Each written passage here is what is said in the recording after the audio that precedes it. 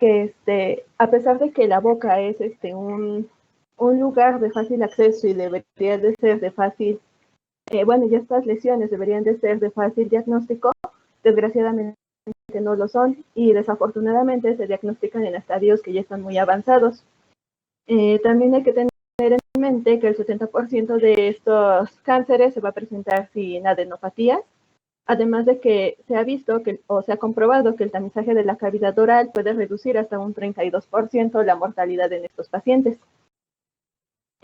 También el gold estándar va a ser la biopsia, ahorita vamos a hablar un poco más de ello, y pues se recomienda que los odontólogos estén capacitados para hacer una inspección de la cavidad oral, ya que se ha visto que solamente el 10% de ellos lo realiza. Y pues también los estudios de imagen van a ser necesarios, principalmente en estadios donde ya está, en estadios avanzados. Y pues otros métodos de diagnóstico también pueden ser las tinciones. La principal pues va a ser la tinción de toluidina. Y bueno, a continuación tenemos una imagen de esta tinción. Como ya lo habían comentado mis compañeros, pues esta tinción va a tener afinidad, por lo que van a ser estructuras ácidas y pues del ADN y también del ARN. Y pues teniendo esto en mente, las células displásicas van a tener una mejor retención de esta. Y bueno, también en el diagnóstico es importante, bueno, lo vamos a obtener mediante el examen clínico y también algunos estudios de laboratorio. Y pues esto nos va a ayudar a diagnosticar, así como también caracterizar y estadificar el tumor. En los 2 tercios anteriores de la lengua, pues vamos a tener un mejor acceso y por ello se puede realizar lo que es una biopsia incisional, como lo tenemos en la imagen derecha, o también una biopsia por punción, esto bajo anestesia local. Y en el tercio posterior del es un lugar ya de difícil acceso, se recomienda hacer una biopsia durante la laringoscopía flexible y pues esto va a ser bajo anestesia general. Y pues también recordando un poco de los signos de alarma, como son la obstrucción unilateral o de una fosa nasal, así como también la odinofagia, la disminución auditiva, también unilateral, pues van a ser signos de alarma y por ello se va a recomendar la nasolaringoscopía bajo anestesia local. Y pues en caso de que pues recomendar una PAF guiada por ultrasonido. También en el diagnóstico pues van a ser necesarios algunos estudios de imagen, como van a ser la tomografía computarizada con contraste en cuello, esto para poder caracterizar al tumor, y en caso de que se sospeche metástasis, pues se recomienda una tomografía computarizada de cuerpo entero.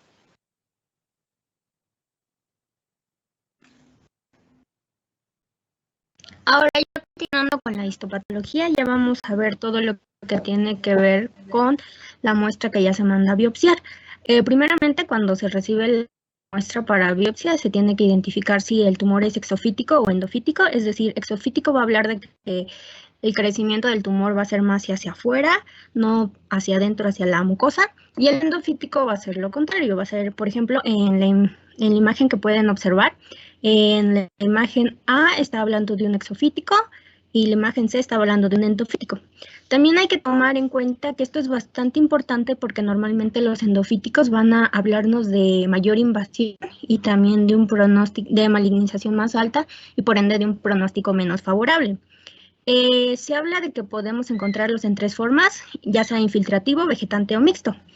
El vegetante es cuando podemos encontrar una porción superficialmente, el infiltrativo es cuando se observa una zona prácticamente no se logra ver qué tan invasivo ha llegado a ser esta neoplasia. Y pues ya la mixta habla de ambos casos. También hay que tomar en cuenta que en la imagen B, por ejemplo, también se habla de tumores ulcerados. Esto hay que tomarlo en cuenta porque es bastante común que estos tumores lleguen a ulcerarse y de hecho si le puedes pasar a la siguiente diapositiva, por favor. El grado ulcerado normalmente tiene un grado histológico bastante alto, de hecho imagen A, como ya les mencioné, estamos hablando de un vegetante, o sea, se va a ver una prominencia, que se ve verrugoso, como en la imagen de abajo. El viscerado va a tener ese centro de color rojizo, se ha perdido parte de la mucosa, y ya se ve un centro de color rojo. Como ya dije, este tiende a tener un alto grado, y ya el infiltrante, en donde es muy difícil visualizar. De hecho, en esa imagen, aunque no sé si le podrías poner un poco de zoom a la tercera imagen. Sí. No, la anterior. La anterior, ponerle un poco de zoom a la diapositiva para que se vea un poco mejor la tercera imagen. No sé cómo ponerlo. Ahí donde dice acercar.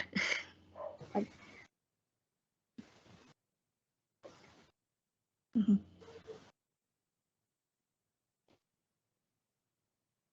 Imagen, por ejemplo, o sea, ya ahorita con zoom ya podemos ver más los límites de la neoplasia. La ciencia es cierta, no podemos saber qué tan profundo está y si ya llegó, por ejemplo, hasta músculo.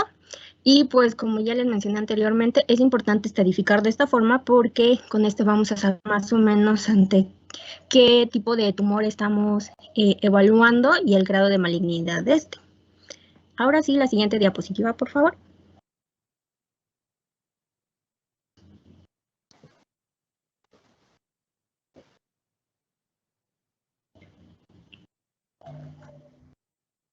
Ahora, también parte del estudio histopatológico de la muestra que nos han enviado biopsia, que han biopsiado, también se tiene que... No sé si va a hablar... No. Estos realmente están relacionados con el reporte histopatológico. Sabemos que los ulcerados con bordes sobrelevados son un poquito mal pronósticos, moderadamente diferenciados o peor, o mal diferenciados completamente. Sí, de hecho, en esta imagen, en esta diapositiva ahorita, habla sobre los grados histológicos. También es importante que en el reporte histopatológico nos venga esto de qué tan diferenciadas son las células. Es decir, por ejemplo, GX habla de que no realmente no se observa muchos cambios. En el G1 hay una diferenciación, como por ejemplo la primera imagen es de buena diferenciación, o sea, de un grado de malignización bajo, en donde todavía se puede observar parte de una estructura no tan distinta a la del epitelio estratificado normal de la mucosa oral o de la lengua. Ya en el G2 ya es una diferenciación moderada, de hecho la tercera imagen habla de esta moderada, y ya la G3 una con diferenciación muy pobre, es decir, que la estructura del epitelio simple estratificado se ha perdido totalmente. Y algo que también nos va a hablar mucho de qué tan malignizado está el tumor histológicamente hablando va a ser la presencia de estos cuerpos de Saumoma que se pueden ver, son esos como circulitos de color rosa. Y que sí, esos normalmente también nos van a hablar de la pérdida de la estructura normal de nuestro epitelio. Y pues en la parte inferior del lado derecho quise colocarles cómo es que normalmente vamos a encontrar este epitelio para que pudieran hacer una comparación y así darse cuenta más o menos de qué estamos hablando cuando decimos que está pobre, medianamente o muy mal diferenciado. La siguiente, por favor.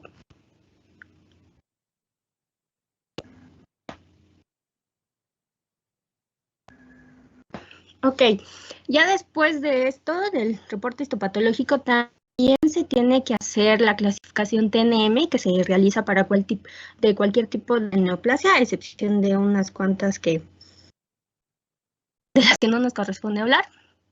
En el caso de la T, va a representar el tamaño del tumor. Vamos a estar primeramente viendo, dependiendo de el tamaño del tumor y del grado de infiltración, va a depender en cuál lo vamos a catalogar. Por ejemplo, el T1 va a hablar de tumores menores a 2 centímetros y con un grado de invasión menor a 5 milímetros. Esto habla de profundidad, o sea que el tumor debe de medir menos de 2 centímetros y de profundidad debe de tener menos de 5 milímetros. Por ejemplo, la primera imagen, en la imagen superior, podría hablar fácilmente de un T1 o de un T2. Esto ya dependería de la biopsia, en donde podríamos observar qué tanto sería el grado de infiltración. pero muy seguramente ese estaría en un T1 o T2. Ahora, el T1 y el T2, como dije, solo se va a diferenciar por qué tan profunda está infiltrado este tumor. El T3 va a hablar ya de un tumor más grande, mayor a 2 centímetros, pero menor a 4 centímetros, o muy bien puede ser uno mayor a 4 centímetros, pero con una profundidad menor. O sea, cualquiera de estos dos ya corresponde a un T3. Por ejemplo, el de la imagen inferior muy probablemente ya mide más de 4 centímetros, o puede que ya mida, o que mida menos, pues debido al tamaño, muy probablemente el grado de invasión ya sea alto. Ahora, el T4 lo vamos a dividir en dos, en T4A y T4B. Estas ya son tumores más avanzados, pero aún siguen siendo locales, es decir, que todavía no encontramos metástasis. Normalmente el TA va a hablar de un tumor mayor a 4 centímetros con una invasión local una invasión en cuanto a profundidad mayor a 10 milímetros, o muy bien puede ser cualquier tumor que invada alguna estructura adyacente, que puede hablar de hueso de mandíbula, de los maxilares o incluso de la piel de la cara. ¿Le puedes pasar a la siguiente imagen, por favor? O epiglotis y laringe también. La siguiente. Ajá, mira, por ejemplo, en esta imagen, la imagen de arriba ya nos está hablando de un T4A, que es en donde ya tenemos otras estructuras de la cara ya siendo invadidas. Por ejemplo, en este caso, si se dan cuenta, la primera imagen del lado izquierdo está hablando de una invasión ya a nivel de mandíbula, mientras que la del lado derecho ya nos está hablando de una invasión de piel de cara, incluyendo labios.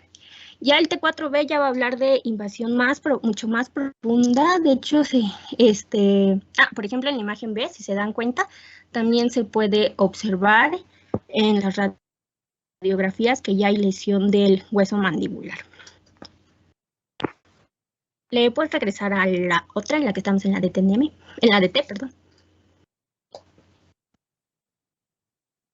Bien, ahora el T4B ya es una invasión local ya avanzada. El tumor ya va invadido al espacio masticatorio, también a los huesos pterigoideos, o muy bien puede estar invadiendo a la carótida interna. Y la siguiente. Y la imagen en dos más. Esa. No, la anterior. Ajá, como por ejemplo en esta, la imagen del lado izquierdo, en la parte inferior, pues ya está invadiendo al hueso pterigoideo, bueno, a las apófisis. Entonces esto ya está hablando de un 4B porque ya está mucho más avanzada la invasión. La siguiente, por favor. Ahora, lo que acabo de hablarles es la clasificación T, pero en los casos de cáncer de cavidad oral. Ahora, en el caso de carcinoma orofaringio, que incluiría la base de la lengua y el tercio posterior de la lengua, para poder clasificarlo tenemos que siempre mandar a solicitar la hibridación de proteína P10. Es decir, que tenemos que mandar a realizar un estudio en el que nos corroboren si hay presencia de infección por VPH o no hay presencia de infección por VPH. Porque dependiendo de si hay o no hay, la estratificación va a cambiar, el pronóstico va a cambiar y también el grado de disección de cuello. Ajá, sí, eso también va a cambiar. Por ejemplo, en el caso de que tengamos una proteína P16, H16 positiva, en el caso del T0, pues no tenemos ningún tumor primario identificado.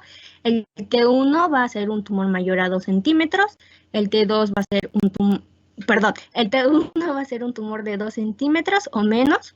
El T2 es mayor de 2 centímetros, pero menor de 4 centímetros. El T3 va a ser de 4 centímetros, más de 4 centímetros.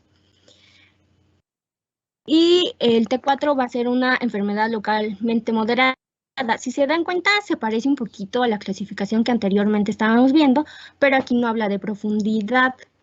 En la clasificación anterior sí se toma muchísimo en cuenta en la profundidad, pero en este caso no, porque si recordarán, como mencionamos en la clase anterior, lo que nos importa de BPH es, por lo que nos importa tanto si es BPH o no es BPH positivo, es porque el BPH tiende a presentarse en edades muy jóvenes. La siguiente, por favor.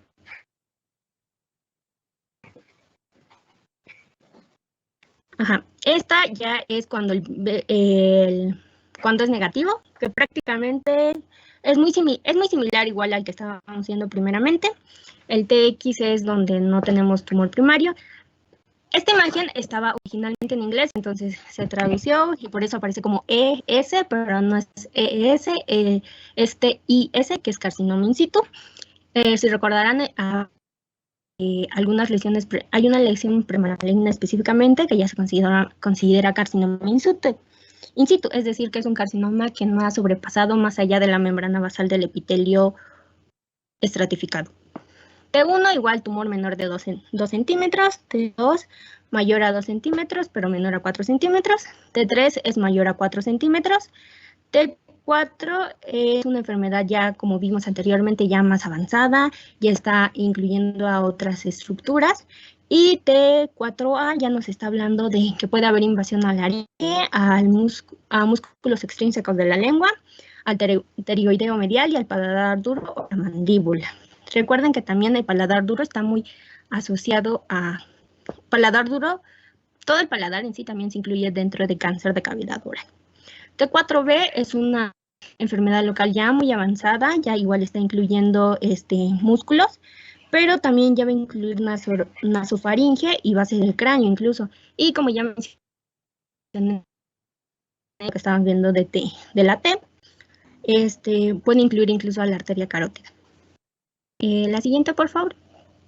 Bueno, todo esto que hemos visto es basándonos únicamente en el tamaño del tumor y hasta qué punto ha llegado en cuanto a crecimiento. Ahora vamos a hablar sobre los ganglios linfáticos. NX nos va a hablar de que no se pueden evaluar los ganglios linfáticos o que no hay presencia de ganglios linfáticos agrandados. N0 nos habla de que no hay metástasis, pero hay que tomar en cuenta que independientemente de que sea N0, hay que tener muy presente todo esto de ganglios linfáticos, porque como ya les mencionó Julissa, muchas veces, aunque no haya adenopatía visible, clínicamente observable, muchas veces ya hay daño hasta ese nivel. N1 nos habla de uno o más ganglios linfáticos ipsilaterales, pero ninguno debe de ser mayor a 6 centímetros. N2 ya son bilaterales, pero igual ninguno es mayor a 6 centímetros. Y N3 son ganglios linfáticos de más de 6 centímetros. Y pues en el caso ya de metástasis solo sería M0 o M1. M0 cuando no hay metástasis, M1 cuando sí hay metástasis a distancia. La siguiente, por favor. Ajá, por ejemplo, esta imagen ya nos habla de, también cuando encontremos nódulos linfáticos, es bastante importante identificar exactamente en qué grupo de ganglios linfáticos, son los que vamos a encontrar ya aumentados de tamaño, como por ejemplo en esta imagen que puse del lado derecho, es un paciente que más adelante vamos a ver en otras imágenes que necesitó una cirugía radical, o sea, una cirugía bastante grande en donde se tuvo que retirar toda esa porción del cuello. La siguiente, por favor. Ajá. Lo que les decía, es muy importante que que reconozcamos cada uno de los grupos de ganglios linfáticos, porque, por ejemplo, cuando hay una enfermedad que ya está bastante avanzada, en la cirugía radical, por ejemplo, ya todo el grupo 1, incluido el 1B y el 1A, el 2, todo el 3, e incluso todo el 4 tienen que retirarse. Incluso muchas veces, dependiendo de hasta qué grado se han dañado estos ganglios linfáticos, se tienen que retirar prácticamente casi todos. Y del lado derecho les puse más o menos cómo se observa un nódulo linfático agrandado. En este caso podríamos estar hablando uno del grupo 3. o incluso del 2. Corríjame si no, doctor. Es que va a depender de la etapa clínica. En el 1 y en el 2 solamente hacemos una disección suprahomoidea, que es el 1, el 2, el 3, que es obviamente es el submandibular, el yugular medio. En 1 y 2, dependiendo. Y si es P16 positiva, hacemos una disección modificada de cuello completa. Entonces va a depender de eso. Continuarle y ahorita ya no me complementamos. Sí, la siguiente, por favor. Algunas veces las disecciones en orofaringeo son de tercio posterior. Hacemos las disecciones de ambos lados del cuello, con el fin curativo, nada más. La siguiente, por favor. Sí, esto también es la clasificación de N, como ya mencioné, va a depender muchísimo. Esta clasificación ya está relacionada más que nada con la extensión extranodular. Por ejemplo, llegan momentos en los que la extensión esto ya es más cuando el tumor ya está más avanzado y ya hay metástasis presente. La siguiente, por favor.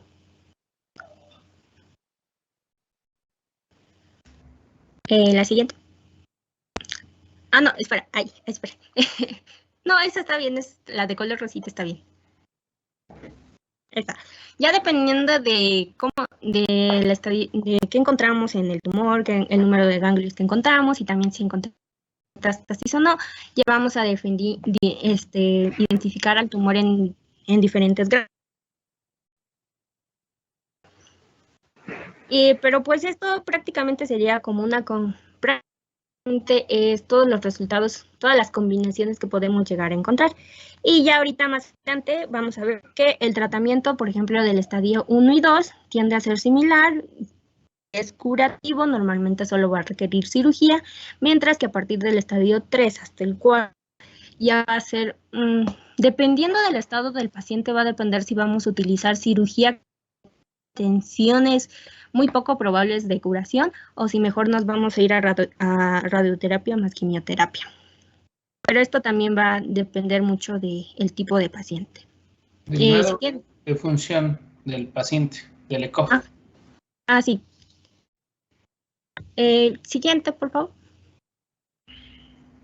Y bueno, respecto al diagnóstico precoz está, como ya mencionó la compañera anteriormente, se habla mucho de la exploración intraoral. De hecho, a veces hay campañas sobre esto, sobre exploraciones intraorales, y que esto nos ayuda más que nada porque como ya mencionamos anteriormente, normalmente este tipo de cáncer se diagnostica en estadios muy avanzados, ya 3, ya 4.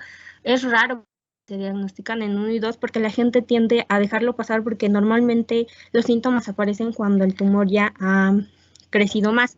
Entonces es muy extraño que los pacientes estén con grados entonces, por eso es que se habla mucho de la exploración inicial. Y también quise incluir aquí algo sobre unos biomarcadores que prácticamente del Ki67, que también es un biomarcador, que prácticamente son tecnologías que apenas están... Inmunohistoquímica. Sí, es inmunohistoquímica que apenas está tomando como que más importancia en el diagnóstico precoz, ya que estos normalmente los han estado asociando con cáncer de lengua y estos se pueden identificar desde estadios tempranos. La siguiente, por favor. También algo que me pareció muy importante como parte de la prevención primaria es la vacunación contra VPH, porque como ya mencionamos, muchos de estos cánceres están asociados a la infección con VPH y pues solamente recalcar que existen 3 tipos de vacunas contra VPH. Una que es bivalente, la tetravalente y la que es para 9 tipos de VPH. Y pues prácticamente tanto hombres y mujeres pueden aplicárselas. Y les comparto un archivo de donde saqué toda esta información, pero es muy importante la vacunación contra VPH y aparte tiene una eficacia mayor al 90% y pues así nos evitarían muchos cánceres de lenguas y otros tipos de cánceres. La siguiente, por favor. Bueno, vamos a hablar un poco de las variantes del carcinoma carcinoma escamoso, solamente incluimos las variantes que están asociadas a carcinomas orofaríngeos. Ellos, pues, es el carcinoma verrucoso. Este va a ser un carcinoma va a ser una variante del carcinoma de células escamosas, pero va a tener una capacidad limitada de invadir y también de dar metástasis. Usualmente va a tener un muy buen pronóstico. En la macroscopía, pues va a tener un aspecto fítico con una base sesil, así como también múltiples prominencias y profundas hendiduras. Y el 75% de ellos pues va a aparecer en la cavidad oral y del 10 al 25% va a aparecer en la laringe. Usualmente se presenta más en el sexo masculino, entre los 60 y los 70 años de edad. Y en la histología lo vamos a encontrar como un epitelio engrosado con papilas bulbosas y una superficie hiperqueratinizada. Otra variante que también vamos a encontrar va a ser el carcinoma basiloide escamoso. Esta va a ser una variante que va a ser menos común, sin embargo, va a ser un poco más agresiva. Histológicamente, este carcinoma pues va a tener dos componentes, va a tener un elemento que va a ser basiloide y va a tener otro que va a ser escamoso. Estos pues van a estar en diferentes proporciones. Usualmente se localiza preferentemente en lo que va a ser la orofaringe, también la hipofaringe y en la base de la lengua. Y pues con menos frecuencia se va a localizar en lo que es el esófago y también la tráquea.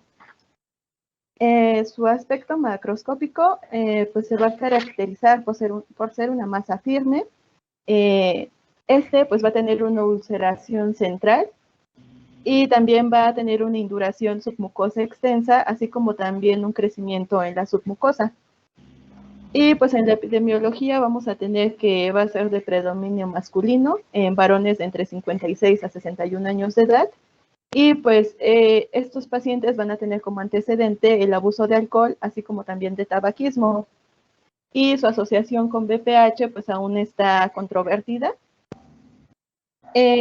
Algo también característico de este carcinoma es que va a tener metástasis ganglionar en el 50 hasta el 86% de los casos. Y pues eso nos va a hablar ya de un estadio también avanzado. Y aquí también, como lo comentaban, se puede utilizar la inmunohistoquímica, en el cual vamos a buscar marcadores, o sea, marcadores como va a ser el P63, también el Ki67, así como también el P16 y también de las citoqueratinas, como también la AE3. Y pues como tratamiento vamos a tener la cirugía del tumor, pero también de los ganglios linfáticos. Y pues la cirugía tiene que estar asociada con la radioterapia. Otra variante también es el carcinoma escamoso papilar. Este va a caracterizar por ser un crecimiento exofítico y papilar y pues va a tener un pronóstico favorable. Estos pueden ser tumores que pueden aparecer solitarios o pueden ser múltiples y pues crecen usualmente en la hipofaringe y en la laringe. Lo vamos a encontrar en hombres mayores de 60 años y aquí un factor etiológico decisivo pues va a ser el antecedente de que el paciente haya sido alcohólico o haya sido fumador. Y bueno, la última variante que está muy asociado a carcinomas orofaríngeos, pues va a ser el de las células fusiformes. Esta va a ser una variante que va a ser muy maligna y va a ser poco frecuente. Se define como un tumor bifásico, o sea que va a tener la proliferación de dos tipos de células, usualmente que van a ser las células epiteliales y también van a ser células fusiformes.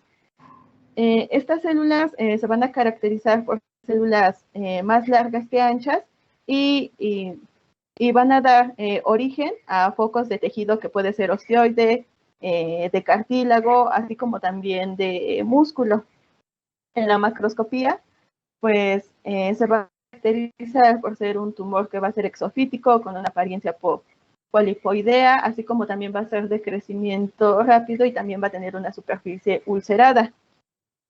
Y pues también algo importante es que se va a dar principalmente en hombres que van a ir de los 50 a los 70 años de edad. Y pues este tipo de cáncer va a tener una recurrencia local muy alta, así como también una elevada mortalidad que va del 94 al 90%.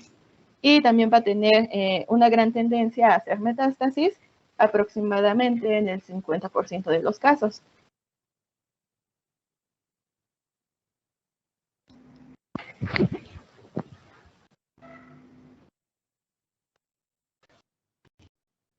La siguiente, por favor.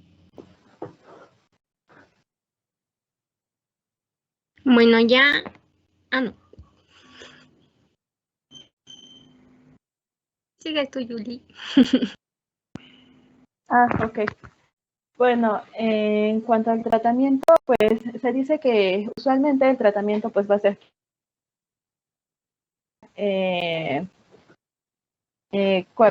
coadyuvado por la radioterapia. Esto principalmente cuando la enfermedad ya está avanzada. Y bueno, en los estadios tempranos, que es en T1 y en T2, se recomienda la terapia en una modalidad única, podría ser cirugía o puede ser radiación. En un estadio avanzado, en T3 y T4, como hay una respuesta que es baja a una modalidad única, pues se va a recomendar la asociación tanto de la cirugía como de la quimiorradiación. Y pues en el tratamiento relacionado con BPH o con tumores relacionados a BPH, pues para prevenir se recomienda la vacuna, como ya lo había mencionado mi compañera, y en un estadio temprano se va a recomendar la cirugía. Sin embargo, cuando ya está en un estadio avanzado, pues se va a recomendar la asociación de cirugía, de quimioterapia, así como también de radioterapia. Aunque usualmente como este tipo de los tumores relacionados con BPH se tienden a diagnosticar en estadios avanzados, pues usualmente se da la segunda opción, que es la radioterapia y la quimioterapia, y pues tiene bueno, según la literatura dice que tiene una buena respuesta. Bueno, ahora ya nos vamos a entrar un poco en cuanto a la cirugía práctica, en la cirugía tanto curativa como en la que ya no es totalmente curativa y ya es más paliativa. En la cirugía en estadios tempranos, es decir, en estadio 1 y 2, que es cuando los tumores aún están localizados, se va a buscar realizar una cirugía para extirpar el tumor primario. Siempre se tiene que buscar que los márgenes sean negativos, y cuando hablamos de márgenes negativos es de que tiene que haber mínimamente 5 milímetros de tejido sano alrededor del área de disección y o hasta 1 centímetro. La mayoría de estas no dejan secuelas, pero normalmente sí dejan cosméticas importantes. De hecho, hay pacientes que solicitan que a los que se les da la opción de poderles colocar injertos de alguna otra zona de la piel a nivel de la lengua, pero esto normalmente no es necesario, ya que únicamente suturando el tejido tiende a sanar de manera exitosa. Puede haber perturbación del habla a corto plazo, pero esto con terapia puede ser superado. Y también se puede evaluar el tratamiento electivo de cuello, inclusive cuando no hay ganglios positivos, como ya mencioné, porque muchas veces hay metástasis ocultas a nivel ganglionar, aunque el tamaño de estos ganglios no haya aumentado. La siguiente, por favor. Déjame pasarte mientras todavía. La anterior, perdón. La primera imagen, la que encontramos del lado izquierdo, en esa encontramos una en estadio temprano. De hecho, estas dos son de casos clínicos de artículos, es por eso que les puedo asegurar que son estadios tempranos. La primera, del lado izquierdo, tenemos un tumor exofítico y que está justamente en la cara ventral de la lengua. Mientras que en el segundo tenemos uno ulcerado, que si ya recuerdan, los ulcerados normalmente son más malignos. La siguiente, por favor. Bien, ahora respecto a la cirugía, va dependiendo del estadio en el cual nos encontremos de este caso, va a depender el tipo de cirugía que vamos a elegir y también obviamente el área que se está abarcando, el área que esta tumoración está abarcando. La cirugía la vamos a, como normalmente vamos a encontrar localizado en la lengua, vamos a estar hablando de una glosectomía, pero la glosectomía la podemos dividir en glosectomía parcial, en glosectomía total. Glosectomía parcial es cuando quitamos una porción de la lengua. Glosectomía total es cuando es prácticamente toda la lengua, pero también existe la hemiglosectomía, que es igual una retirar, también es una glosectomía parcial, pero específicamente estamos hablando de un solo lado de la lengua. Entonces podemos hablar de que puede ser una resección local ampliada cuando estamos parte de la mucosa de labio o cuando estamos hablando ya también de base de la lengua. Y también está la hemiglosectomía extendida. Y como ya les mencioné, dividimos en glosectomía total o parcial, que también se conoce como subtotal. La siguiente, por favor. Y de color rojo aquí tenemos señalado pues la parte de la lengua que se va a extirpar. La siguiente, por favor.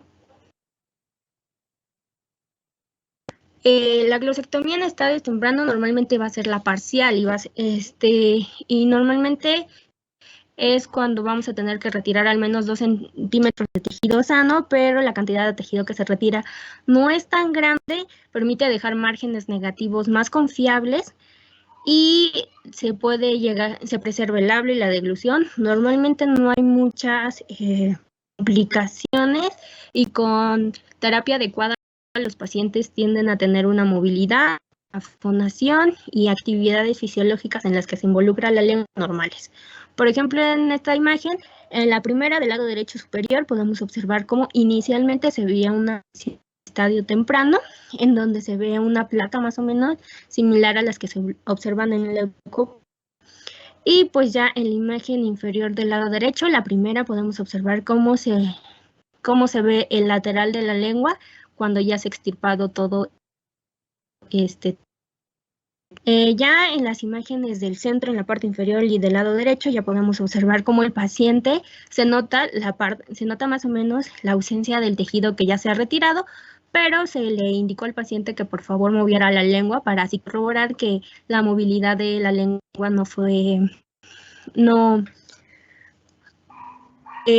aún se continuaba inclusive de la cirugía y obviamente pues requirió un poco de terapia y también para que ésta pudiera recuperarse. Entonces, como vemos, en la glosectomía en estadios tempranos es parcial y normalmente no hay complicaciones mayores. La siguiente, por favor. Es en esta en donde también a veces los pacientes, por fines estéticos, es que se les puede ofrecer colocar injertos pequeños a nivel del hueco, es decir, lo que se queda por la resección, pero muchas veces, como ya les mencioné, no es necesario y únicamente con la sutura basta. En esta también es de un paciente igual en un estadio temprano, en donde se ve que el paciente era fumador, era de la tercera edad, pero estaba bien diferenciado y el hecho de que estuviera bien diferenciado nos habla de un buen pronóstico. También estaba en el borde derecho, se le realizó igual una resección y si se dan cuenta aquí también la parte resecada fue muy pequeña. La siguiente, por favor. Ahora, la hemiglosectomía es una cirugía un poco más grande, ya con complicaciones igual más grandes, y esta normalmente se va a requerir cuando estamos hablando de tumores primarios de la base de la lengua. O sea que los laterales están libres, pero tenemos que realizar una resección mucho más grande justamente porque está involucrando la base de la lengua y pues en esta parte es donde vamos a encontrar vamos a encontrar gran parte de los músculos, entonces, y como es más profundo dentro de la cavidad de realizar cortes a nivel de mandíbula muchas veces. De hecho, este tipo de cirugía, una de sus complicaciones, bueno, una de los efectos más desagradables para el paciente es a nivel estético, porque tiene a borde translabial, como ya les mencioné, entonces van a tener que realizar cortes a nivel de mandíbula, tiene un grado de movilidad bastante significativo y la cantidad de tejido que se retira. En la imagen que coloqué igual es de un caso clínico, que se hace retirar el tejido y ya de ahí se realiza una reconstrucción con un colgajo y normalmente dejan colgajo y pues obviamente la cirugía, el tiempo de recuperación va a ser más grande, las éticas para el paciente pueden ser muy altas debido a las cicatrices, como ya mencioné, también puede haber maloclusión ahora, puede haber deglución comprometida y también puede haber alteración de la habla o aspiración crónica que tiende a mejorar o que pueden no desaparecer nunca. La siguiente, por favor.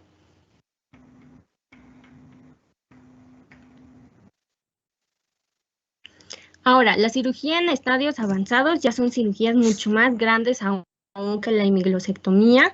La tasa de recurrencia en estos casos es alta, es decir, que se realice cirugía, normalmente este cáncer puede volver a aparecer, muy probablemente, y por eso normalmente si se tiende a elegir cirugía, se recomienda que después haya terapia posoperatoria y que se trate a estos pacientes con modalidad combinada.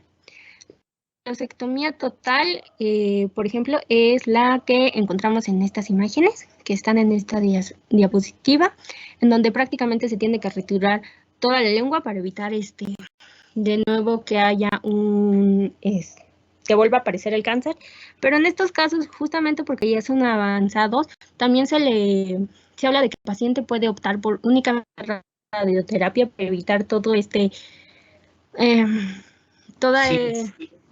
toda la resección de la lengua y así no haya más consecuencias estéticas que puedan afectar también muchísimo la salud mental del paciente.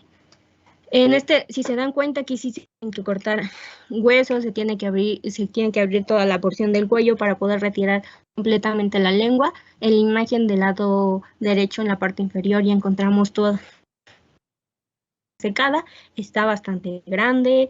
Es una cirugía con alta morbilidad también. Y cuando ya estamos hablando pero en estos casos son de cirugías en donde todavía no encontramos nódulos positivos, o sea, todavía no hay linfoadenopatía, por eso es que únicamente se está retirando lengua, pero en los casos en los que ya tenemos datos de metástasis, ya nódulos, ya hay 3 nódulos linfáticos positivos, ya tenemos que irnos a lo que se conoce como glosectomía total radical. Esta ya es una cirugía bastante grande, con una tasa de mortalidad bastante alta también, es un tiempo de recuperación muy alta. De hecho, ahorita vamos a ver algunos casos en donde de glosectomías radicales. Se tienen que quitar también quitarse mínimamente los primeros 4 grupos ganglionares del cuello, es decir, hasta nivel de vena. En la diapositiva menciona que la vena yugular interna no preservar, se tiene que quitar músculos como el esternocleidomastoideo, el miloioideo, también se tiene que quitar el noveno par craneal, se tiene que quitar todo el sistema linfático en la zona de cuello y también incluso tiene que llegar a quitarse la parte inferior de la glándula parótida. La siguiente, por favor. En este caso, por ejemplo, nos habla de una cirugía, una glosectomía total.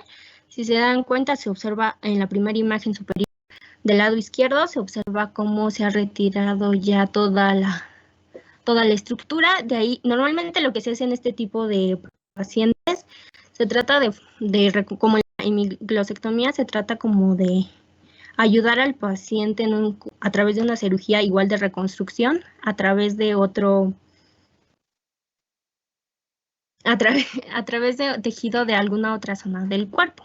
Como en este caso, cutáneos, puede ser el trapecio, puede ser gracilis, puede ser radial, que obviamente van a ir con su aporte vascular. Ajá, en este caso, por ejemplo, en el caso de este paciente, tomaron un colgajo anterolateral del muslo, lo colocaron a nivel de cavidad oral y ya en las imágenes inferiores ya se ven cómo el paciente fue evolucionando después del tratamiento, de la reconstrucción con cirugía. La siguiente, por favor. Esto es de lo que hablo cuando menciono que muchas veces se tiene la parte estética es muy importante para los pacientes, pero es inevitable que estas cirugías dejen cicatrices de esta magnitud y por eso en estos casos muchas veces se recomienda también ofrecerle al paciente la radioterapia únicamente. La siguiente, por favor. La siguiente.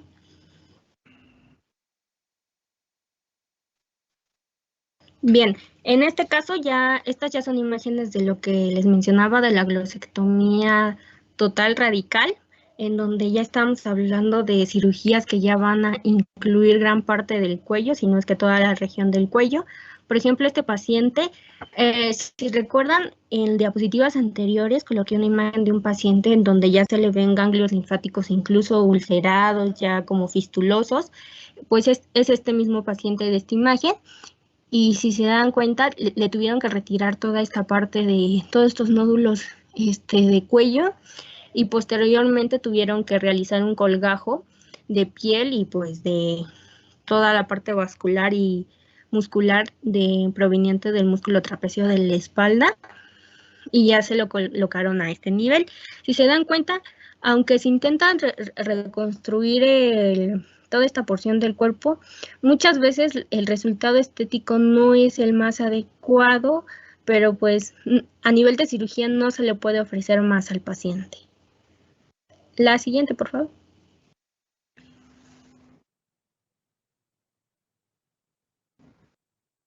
Más o menos una divisa lateral de cómo está avanzando este paciente, de cómo se está recuperando el paciente después de una cirugía radical del cuello. La siguiente, por favor. Este igual es otro caso clínico, es otro paciente que igual presentaba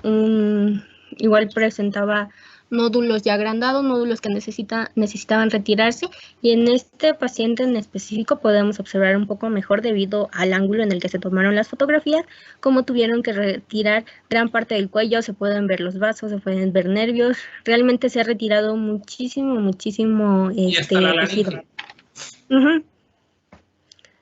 Sí, incluso, sí, porque se le observa que está necesitando. La siguiente, por favor. Bueno, en cuanto a radioterapia y quimioterapia, sí se ha propuesto que se utilice durante estadios tempranos. Normalmente en estadios tempranos siempre se tiene que buscar las intenciones curativas sin tener que recurrir a radioterapia y quimioterapia. Entonces, en estadios tempranos se recomienda más cirugías, porque también las consecuencias después de una cirugía tienden a ser más benignas, pues no llegan a crear tantas dificultades como ya vimos. La radioterapia se recomienda cuando la cirugía no es una opción, y la quimioterapia coadyuvante, o sea, antes de cirugía o antes de radioterapia, se menciona que puede utilizarse en enfermedad avanzada, aunque específicamente en cáncer de lengua o cáncer de cavidad oral no tiene un papel tan significativo y no se recomienda tanto. Entonces es más como de cirugía o radioterapia dependiendo del estadio en el cual nos encontremos. También se habla de terapia dirigida, pero esa aún está en desarrollo también. Se puede dar brachiterapia también, pero realmente solamente son cirugías citoreductoras. Sí, en estadios avanzados la cirugía ya es más paliativa que otra cosa. La siguiente, por favor. Y pues ya aquí les dejo unos algoritmos que más o menos hablan de qué opciones de tratamiento tenemos dependiendo del estadio en el cual nos encontremos, también si hay metástasis o no. Recuerden que cuando ya encontramos metástasis, normalmente el tratamiento que le ofrecemos al paciente es meramente paliativo.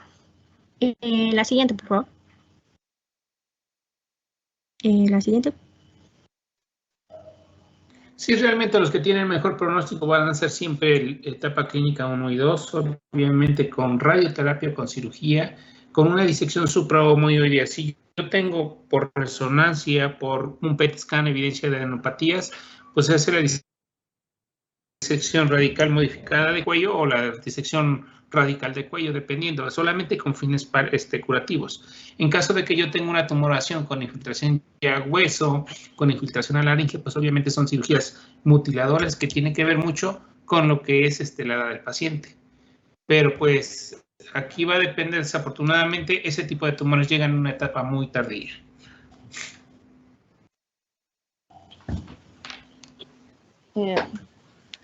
Doctor, continuamos, ya son las 7. Sí, ya, lo dejamos y mañana empezamos con el caso clínico y terminamos con cáncer de labio, por favor. Sí. El lunes acuérdense el examen, chicos, hasta cáncer de labio. Gracias, chicos. Nos vemos el día de mañana.